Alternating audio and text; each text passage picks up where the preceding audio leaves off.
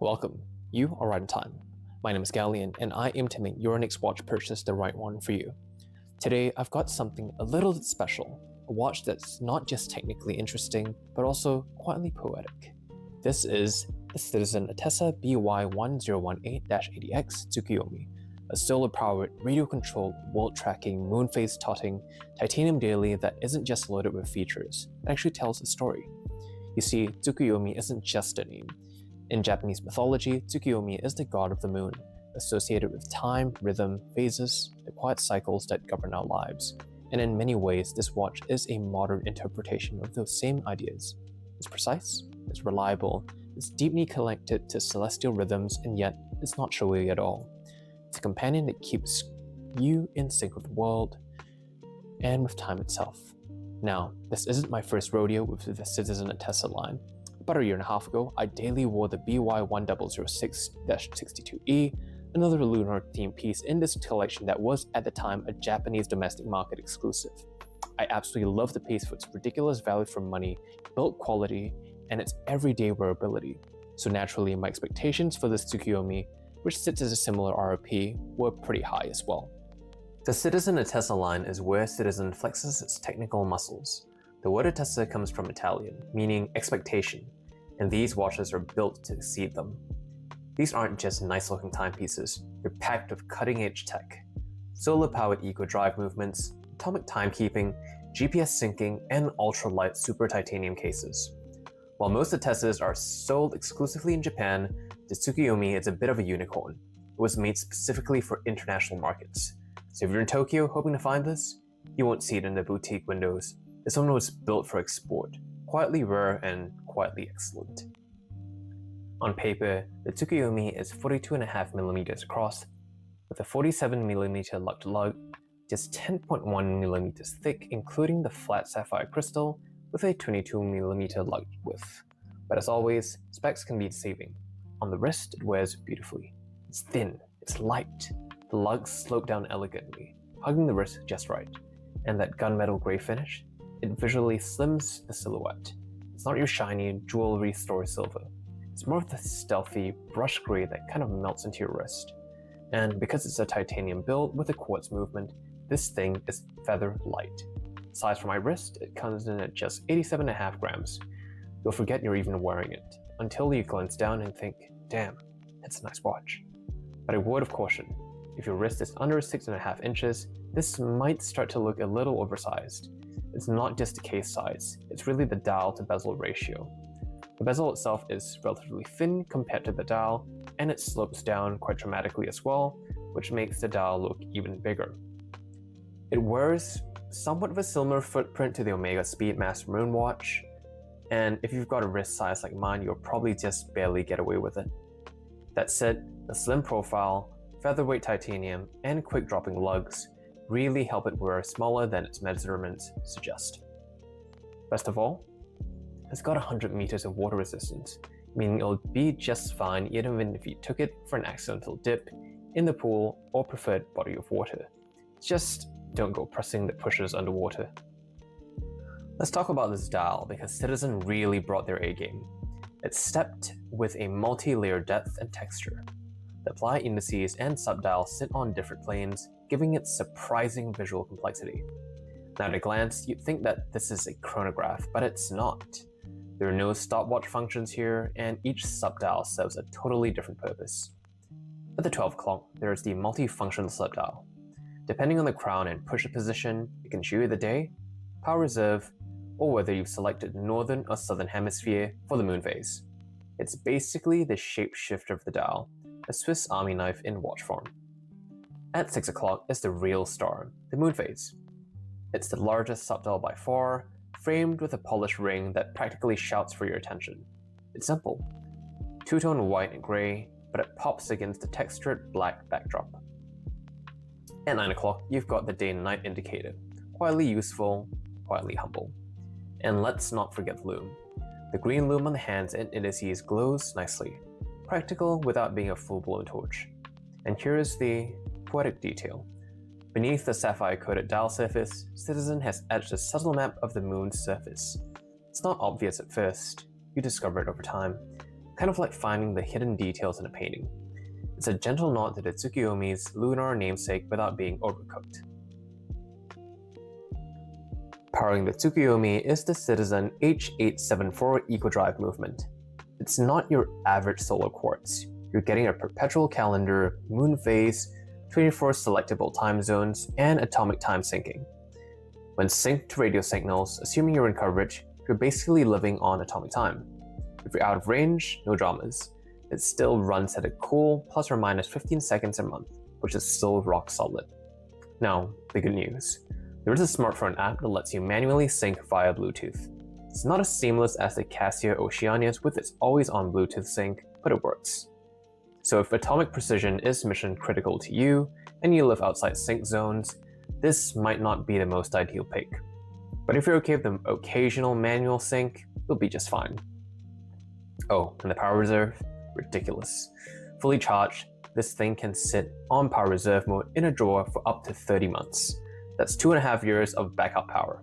I can't even plan dinner 2 days ahead, so this thing's going to be waiting for you for a long time. One thing that's a little clunky though, the outer chapter ring. It tracks things like time zone offsets and signal sync status, but it's not the most intuitive system. You might find yourself reaching for the manual more than you'd like. It's the kind of thing that probably made perfect sense to the citizen engineer who designed it, but not so much for the rest of us. What do I really appreciate though? The pump style pushers. They're not chronograph pushers. They're for navigating the watch's multiple functions, but they're generally satisfying to press. They don't have that mechanical, clicky snap you'd expect from a chronograph. It's more of a smooth, dampened push, rather than a ka-chunk.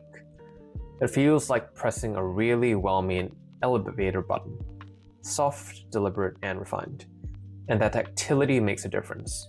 It's a bit of a reminder. This isn't a chrono. It's a high-tech companion that's quietly getting the job done.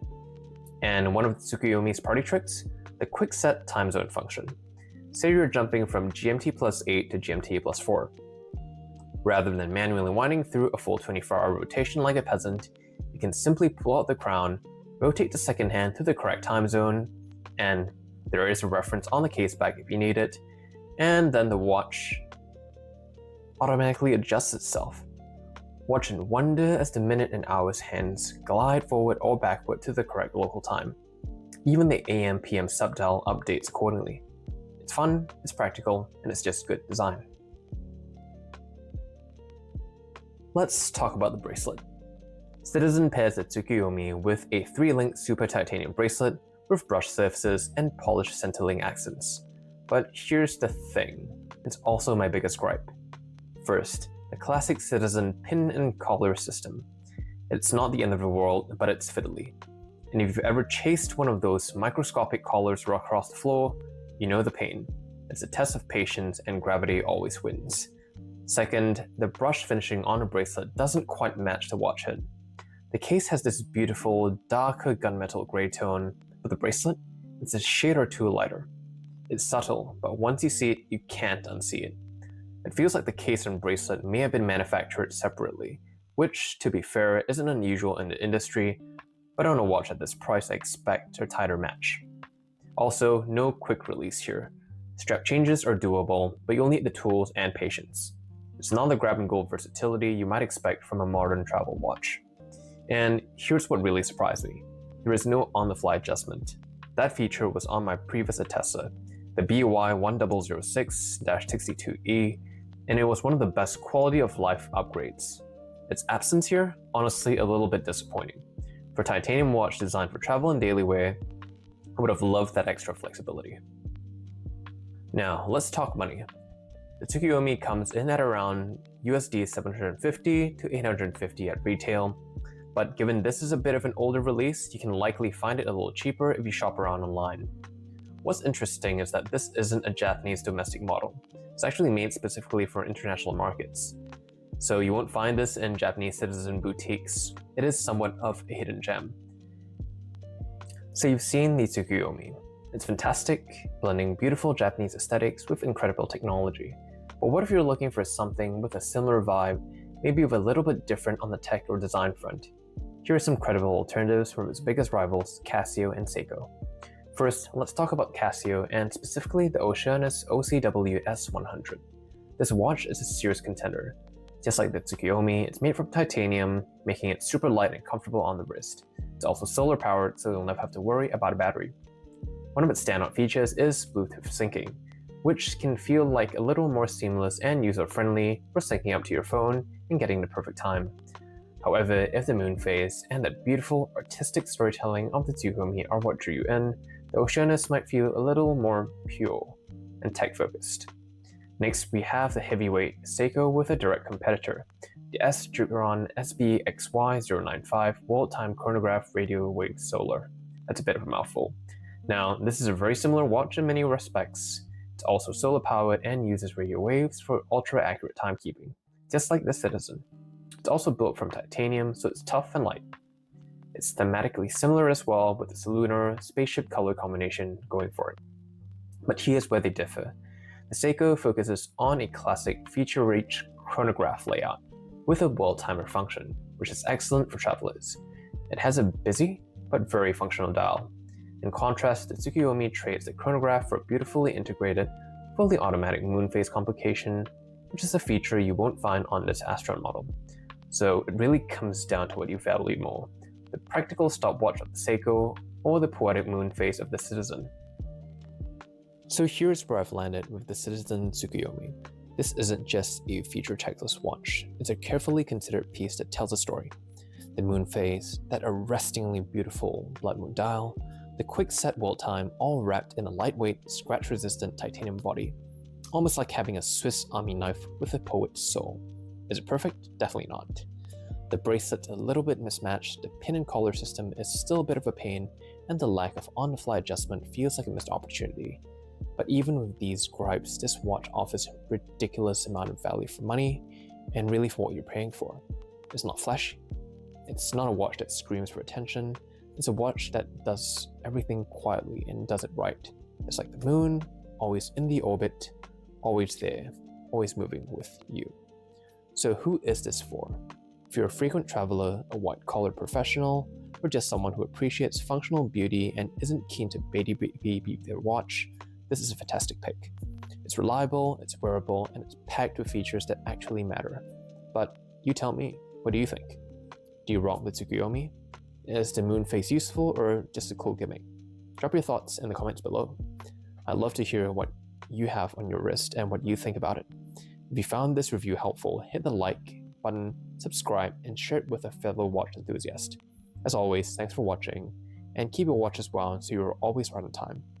I'll see you in the next one.